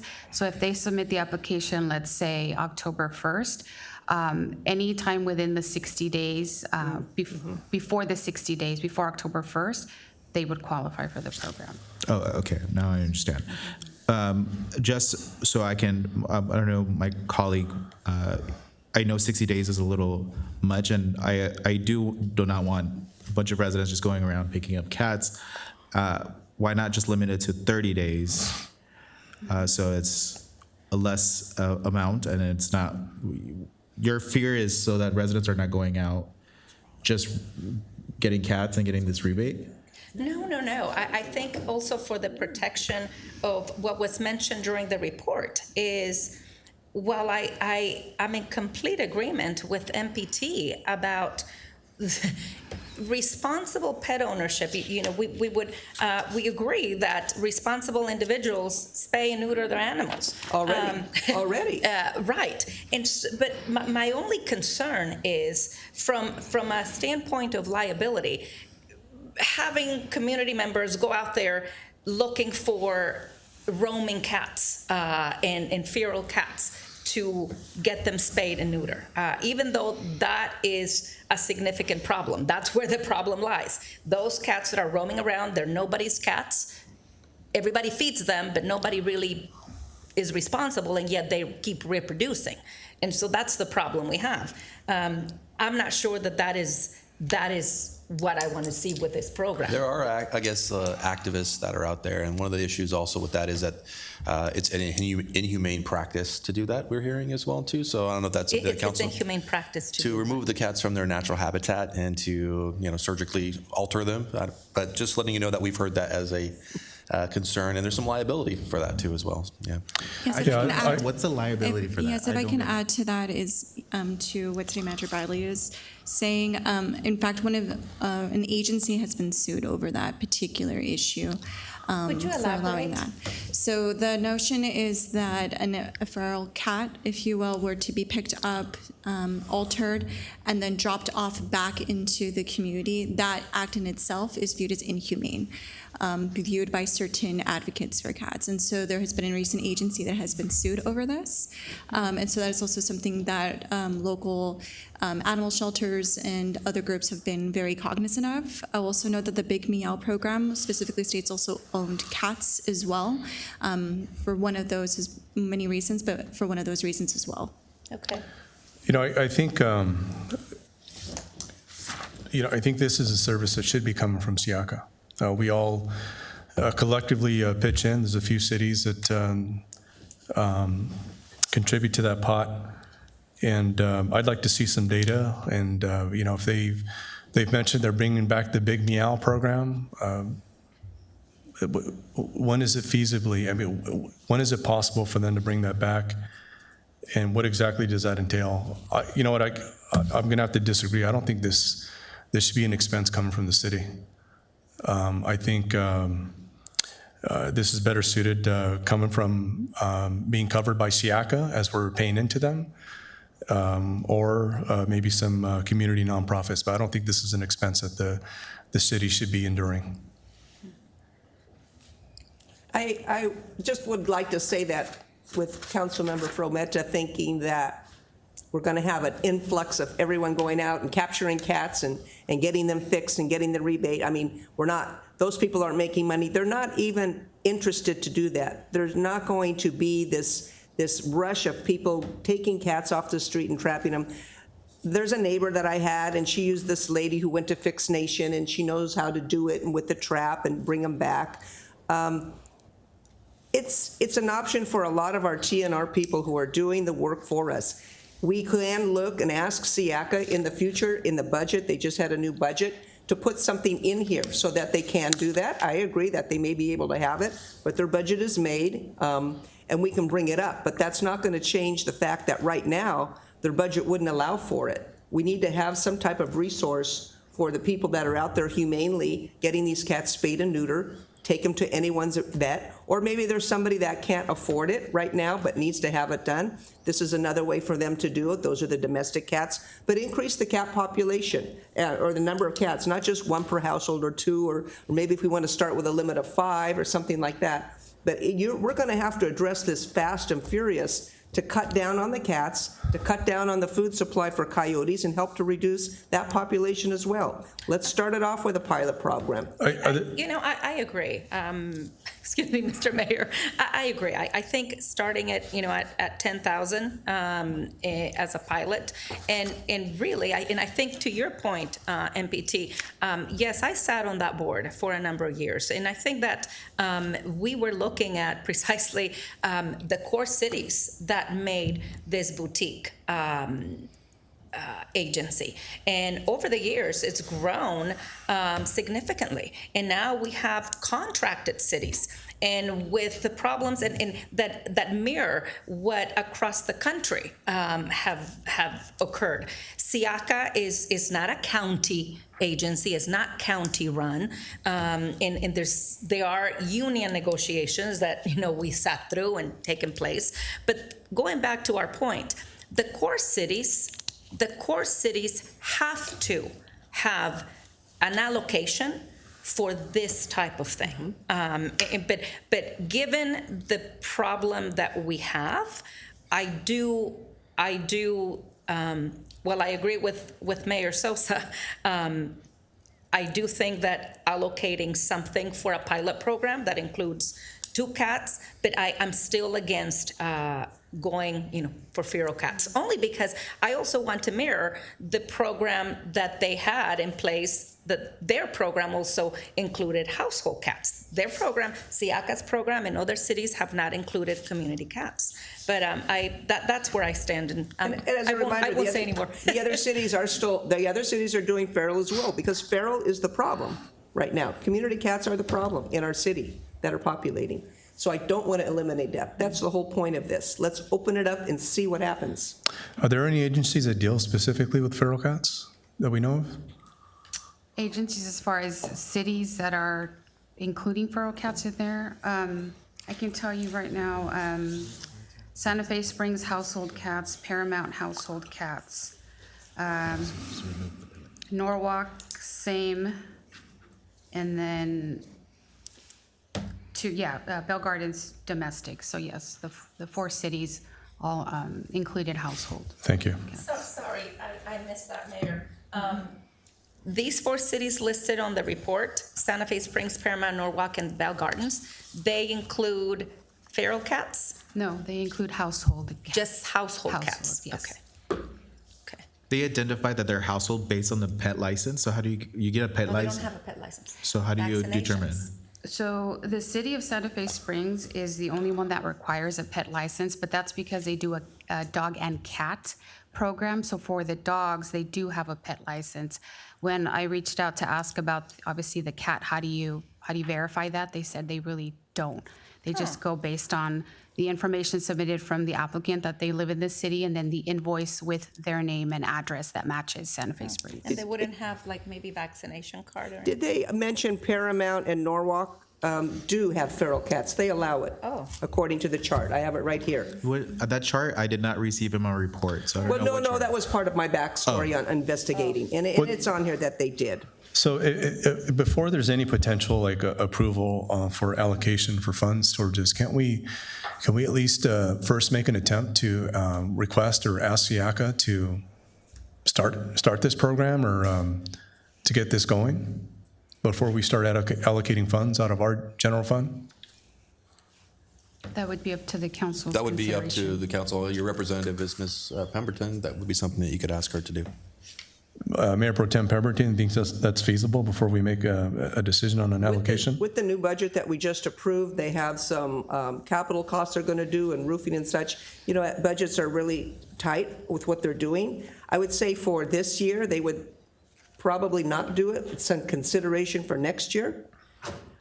We've spoken, that's why these other cities have come through already and have done their own, but, you know, being 7 months here in this organization, of course I'm going to ask, and we asked to bring it back and go into the big meow. That's something I would push. Let's get the big meow. Why do we have grants just for the dogs? We've got an imbalance here. Right, right.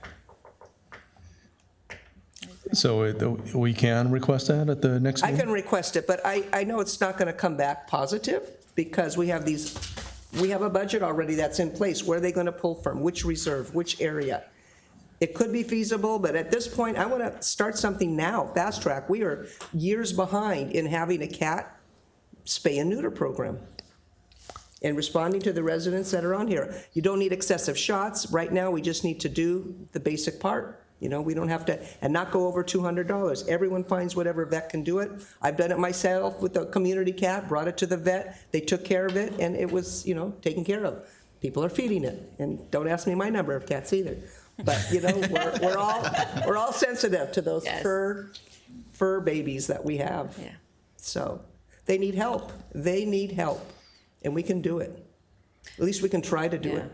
We can say Mayor, we're trying. I would really consider, I would move to approve half of this allocation as a pilot and see what the response is, what the need is. It doesn't mean that it's going to be used, maybe up to, But you're excluding feral cats. yes. Okay, that was a motion. Is there a second? And also removing the valid pet Oh, license. yes, that was That recommendation, that's what- That was a a mistake mistake on our on the report. Oh, But mistake. it would be increasing it to, you know, the two cats per household. And may I ask Councilwoman Frometa, why eliminating the feral cats, which are the problem? Are we fixing the problem by doing this?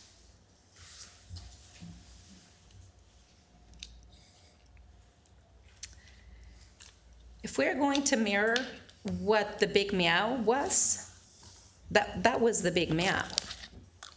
And that's what we want to, we say that there's nothing for residents at the moment. I'll be honest, if you have cats, you should be able to afford your own cats. I don't think taxpayers should be paying to neuter and spade your pets at home. So I tend to agree with Mayor Pro Tem Pemberton. There are some residents who want to take these feral cats and get them spayed and neutered to reduce the population. So I'm torn because I understand the need as she sees it. It's the feral cats. It's not stigmatized. I mean, they're going to be community cats or unhoused cats. But at the same time, I mean, we were tasked with watching, you know, the taxpayer money, and I just don't know how the community feels about this issue. I haven't done any independent research, but I do want to recognize that I do agree that feral cats are the issue, and not necessarily household cats. I think most responsible cat owners who would spay and neuter their own cats. Hopefully, most. True, good point. Usually female, but the Yeah. male don't, and that's when So the I'm male goes torn. out. Yeah, I'm torn. So there was sort of a motion, I believe. Can I get some clarity? So Yes. I heard up to 10,000, 2 cats per household, and was there any other adjustments? Exclude feral. Excluding feral cats, correct. No, that's, Is there a second for that Well, motion? unless we want to pause until we get, more information, until, see if SIACA,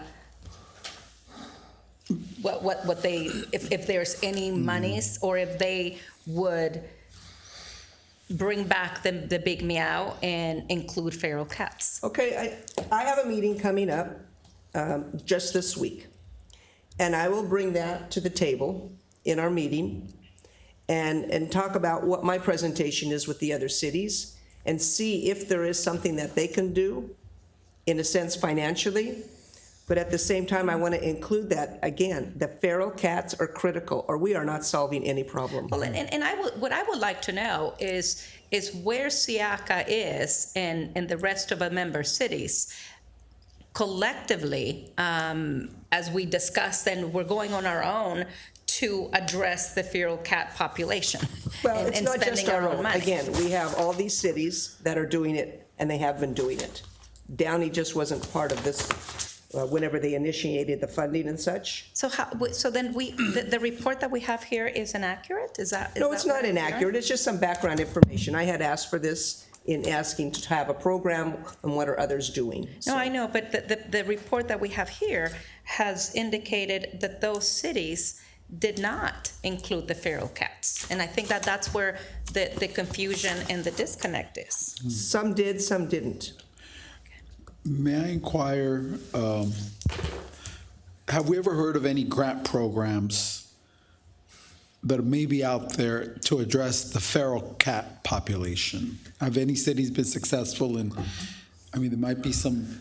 I don't think we have that information. It would probably be SIACA we'd reach out to get that information from. They're more the experts in that. I attended a nonprofit in Long Beach, a big one, had a grand opening a couple of months ago. I couldn't remember the name, but it was funding from a grant. They have their own veterinary service, but they only do neighborhood Long Beach cats. And they're getting 100 a week, 100 a week. And they're bringing them in, and they have the funding for that. So it's huge, and that just impressed me so much, so. Yeah, I just, the concern, or the, maybe call it opposition I raise is I just want to make sure that we exhaust all resources to see if SIACA is able to take care of this, or at least initiate it, or get back the Big Meow program. And it's not, $10,000, $20,000 in the grand scheme of things. It's not a huge allocation of money, but these things add up. And, we are going through collective bargaining right now with some of our MOUs. And those are the things that I'm conscious of, so. Well, and I will rescind my motion. So is there a motion for anything, any type of action?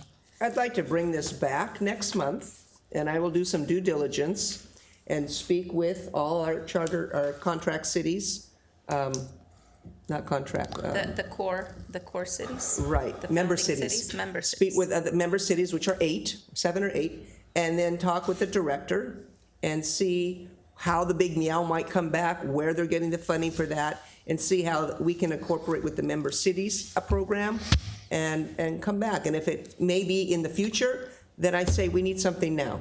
And we need something now as a pilot program to start addressing this issue. Otherwise, we're not addressing the issue, and our residents want that. They're coming to us. What are we doing? And we're doing nothing.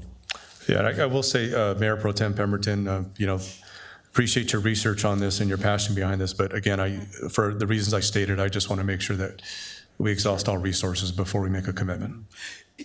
Can we also perhaps get the information from SIACA as to, with the Big Meow program, why they excluded feral cats? I want to hear what their rationale was. Yeah, I do too. Why they excluded feral cats, when I agree with Mayor Pro Tem Pemberton, if you want to reduce the population, your target should be the feral So cats. this is, let me explain how usually the process goes when you bring in a cat. If it is your cat, the vet wants to see blood work. Let's run some blood work to see how healthy the cat is. You're dealing with a non-social community cat that may be in a trap. They're going to have to do blood work. You have to wait for that. Then you're going to have to say, well, what kind of vaccines do they have? We don't know. So now you're going to need perhaps some vaccines or a rabies vaccine, and then you come back. And I had one of my veterinarians tell me that on a cat in the neighborhood, and I said, I won't be able to bring this cat back. So I won't be able to bring the cat back, and you can't keep it here. But they were able to do it. He said, it's a feral cat. It looks very healthy. They did the procedure. They had the anesthetic, and then I was able to put the cat back into the neighborhood. So going by the protocol of normally how you do a cat spay or neuter, the blood work, the test, the this and that, there's just a little bit too much to hold a cat that long, and it can't be done. So they just avoid that system, right? So that's why. Okay, so we're gonna bring this back in a month?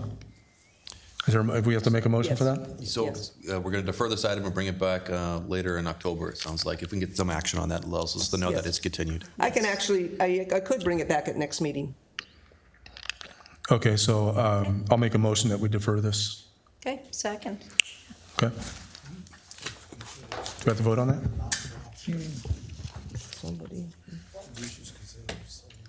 If there's a motion and a second on the table, we would ordinarily vote on it, yes. Okay. But I think the consensus is clear, but just for the record, it would be helpful. Okay. Let's go ahead and vote. There was a motion and a second to defer this discussion, potentially to the next meeting. The motion is approved unanimously. Thank you. Now we move on to the last item of the evening. Item number 12, discussion regarding beautification of intersection median at Downey Avenue, New Street, and 6th Street.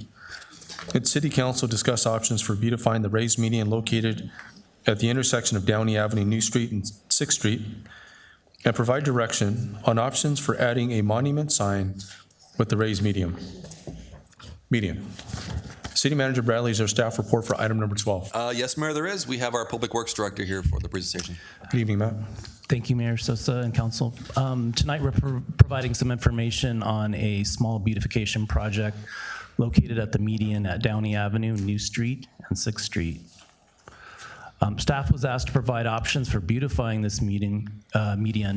This photo here shows the southbound approach where Downey and New Street split off just north of 6th Street. The existing conditions within that median, it's roughly 850 square feet filled with asphalt, concrete, and cobbles. There's traffic signage, a street light, and a small elephant palm tree, and there's no access to irrigation. This picture over to the right kind of is another view of the median, giving you a better look at the materials inside there. Our first steps would be looking at removing the materials and the tree. We would have to dig down far enough and place good soil material for growing plants and a new tree. We would be looking at planting a strawberry morena tree, which is one of our approved street trees, and there's an example of that here on the bottom left. This is just outside the library. It's an evergreen tree. It's very easy to maintain. It does not drop a lot of fruit or anything like that, and it has a nice red bark.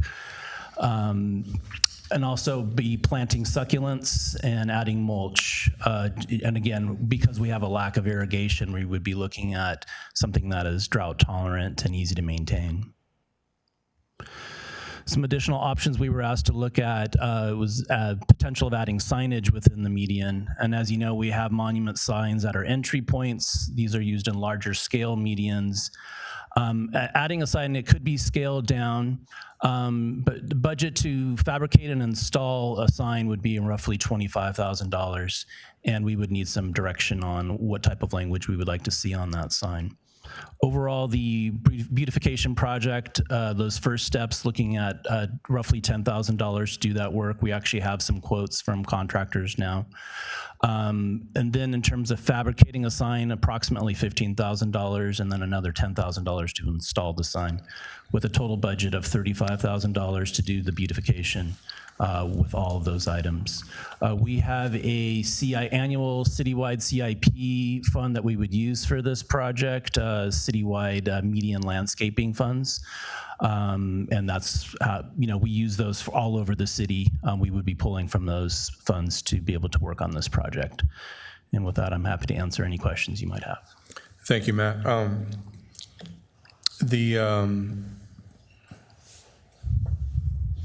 With something like this, with the options, would it make sense the removal and planting that would come from that allocation as part of a beautification to upkeep that? And those are monies that have already been allocated to this. Absolutely. Any work that we do in those in our medians, these are funds that we can use. Metro allows us to use these funds within our medians. So we have an annual project that we put together to do stuff throughout the city. So we would propose to use that fund pot of money to do this work. Yes. And that's on an annual basis? Annually, I think we get that. Correct. Yeah, What's that typical amount on an annual basis? Typically, we put around $500,000 in there.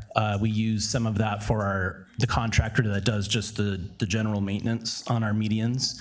About half of that, and the other half of it just goes towards planting trees. We have a goal of planting up to 500-600 trees a year. So putting those in our parkways and our medians, we use those funds on an annual basis. Thank you, Matt. Council colleagues, any questions or comments? Yes, Mr. Mayor. I actually asked for this item. Thank you for putting it on the agenda. For full disclosure, I do worship at Our Lady of Perpetual Help. That's where my family is registered. It's such a trafficked location, and I think that the OLPH church is such a beautiful architecture building that when we fix the streets, as I was looking at that median, I thought perhaps we should consider beautifying that median as well. I, however, had other thoughts in mind. I thought that perhaps we could use funding from the Art in Public Places Fund to do something artistic, if you will. And in discussions with Father Downey, the issue of the fact that we have 53 churches in Downey came up, and he threw out the word faith. What if we did something artistic, some sort of monument sign, I guess, that says the word faith? Immediately I thought, oh, separation of church and state, we can't go there. But in thinking about it, I mean, the word faith doesn't have to always be religious. I like the fact that we have 53 churches. I think it is sort of built into the fabric of who we are in the city with so much diversity in places of worship. I mean, we have everything from a Buddhist temple in the 2nd District, right, to just different places, diverse places of worship. So I really wanted us to consider that word faith. I wanted to open that up for discussion. This location is near the epicenter of our city, as we know that Firestone and Downey is the epicenter. This is not too far from there. So I would like for us to consider something beyond just a monument Downey sign, maybe something more artistic in nature that we can put in the queue for when the funds become available through the Art and Public Places Fund. And I don't know if maybe Public Works can do a combo for future maintenance. That's the idea that I wanted the council to consider. Council members, any other comments or questions? I was looking at the picture with the monument sign of Downey, and I think just for that location, it's not an artery, a main street. So I would say that would not maybe be the right spot to have that wording in the city there. So I would choose not to have a monument sign that said Downey. Agree. Leave it to like Imperial and Firestone or Florence, a gateway that comes into our city. And that was just used for an example. That wasn't. Yeah, it's true. Yeah, but I know they were talking about a monument sign as well, and the cost factor with that. But drought-tolerant plants would be there, that you wouldn't have to do much on landscaping. Pampas grass or succulent gardens. Succulents are in, something really nice that we could do. It does need help. It's in my district over here, and there was things before, but I guess it was overgrown or went south. So, going back to to the Arts and Public Places Fund. Do we know where we are with the amounts left on that fund? I think last check, we were somewhere around 30,000. That was in the balance estimated on that fund. So, because we have the gateway sign in the downtown, as well as a mural and other things that are going to eat up a lot of that fund balance. So that's where we're approximately at right now. And we just approved last meeting for the archway. We did $100,000. Right. And where are we with the mural? That's on like a ad hoc or subcommittee looking at that? Correct. That'll be coming back to you probably in the next 2 to 3 months. And if not the word faith, I thought we should consider art to continue the installation of art we've already started on Downey Avenue. I like that. I like So that something idea. artistic. Because I think that that lends itself really well as that's almost the beginning of the downtown. It leads into downtown. Then you see all of the other different sculptures along Downey Avenue. I think that would be a nice feature piece. So let me be the cog in the wheel, because if you have a nice piece of artwork, you're coming either from Sixth or from New or from Downey. There's like 4 different pathways, 4 or 5. Are you going to be looking too long watching that artwork or what it is, like some of the pieces we have, but with cars trapping, you have a stop sign and then you have the artwork and...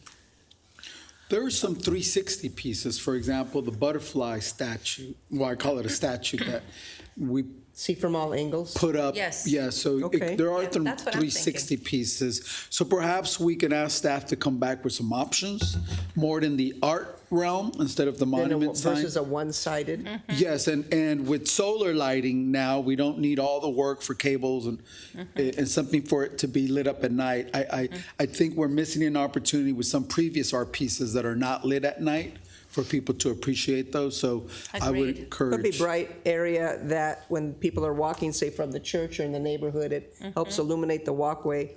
But adding, the succulents, again, something that's low maintenance versus expensive foliage that needs sprinklers. Is there, sorry, Mark. Is there a desire to go ahead and move forward with the landscaping first, or do you want to do them Well, I'd like to go ahead and say that, I'm okay with the removal and planting portion of this. Yes, I am I too. believe that's what the CIP fund was meant for, that allocation. So I'm okay with that. I am too. Replacing the existing median with vegetation, I think as a first step, because I think the other one is a longer conversation. It's going to have to come back and design all of that. But to get the process started, We can make it sounds like we can make a decision on that. We're talking about 2 separate items here. And again, the removal and planting, I believe, is what was really, it makes sense for pulling monies that are allocated to that CIP fund. I do have a question before we vote, because I do agree with my colleagues of adding vegetation. I think if you go back to the image or in a presentation, just having dirt and rocks, I don't think that's representation of our city. But I do have a question, because in our report it says, due to lack of irrigation in this specific location, that's the reason why we have that. Right. But my question is, so if there's any locations with lack of irrigation, we're just going to go place on that? Just dirt and rocks? No, I think that just over the time It's a strawberry. fell into disrepair because of the lack of irrigation there. But we can put something there that will actually thrive without the irrigation there, so we can make the change on that. Okay, so it's not going to be like a standard. I think that for future. strawberry marina tree, my neighbor has one as well, doesn't get much water. I think it's okay there. It's big, it adds a little bit of substance to the lower plants. I would not want to remove it. I love keeping that mature. That's probably a 50-year-old tree right there. you mean the elephant plant? The Is that what that is? pond? Yes. Oh, okay.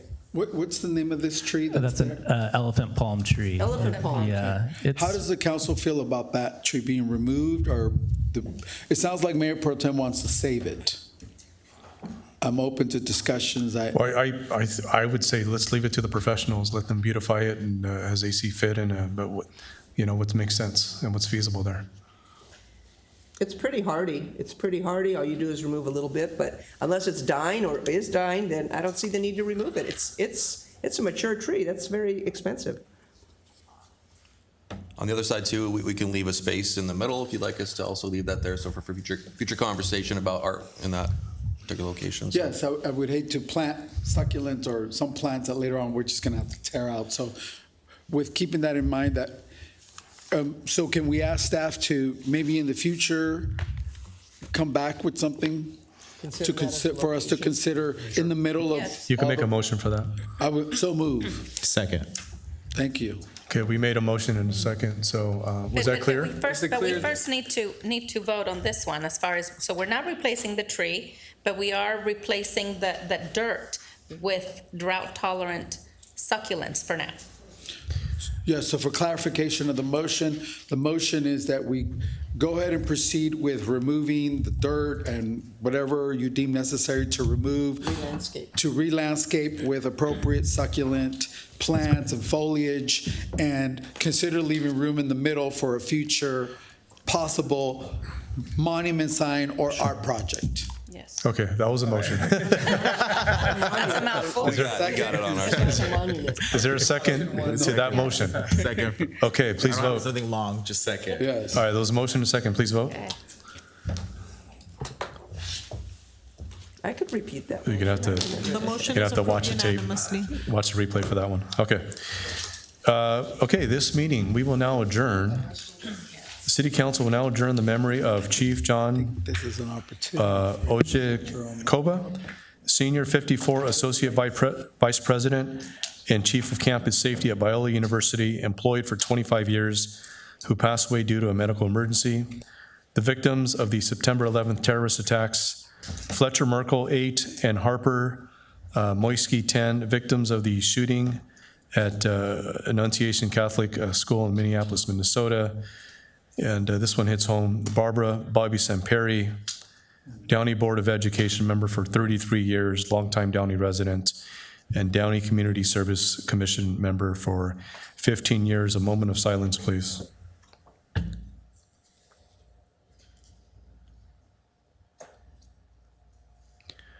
The time is now 8:45. This meeting is adjourned.